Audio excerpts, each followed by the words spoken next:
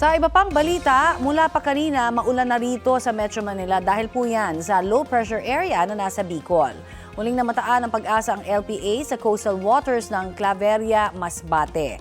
Mataas na po ang tsansa nito maging bagyo sa mga susunod na oras.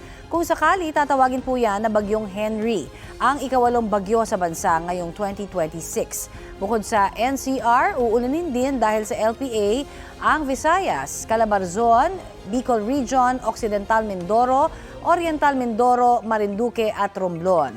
Hanging habagat naman ang nakakaapekto sa Palawan. Mas makakaasa po sa maayos sa panahon naman ang iba pang bahagi ng bansa ngayong Martes, pero posible pa rin po ang mga local thunderstorm. Base naman sa rainfall forecast ng Metro Weather, uulanin sa mga susunod na oras ang halos buong bansa kasama ang Metro Manila. May heavy to intense rain sa ilang lugar na maaaring magdulot ng baha o landslide. Maging alerto at mag-ingat tayo mga kapuso.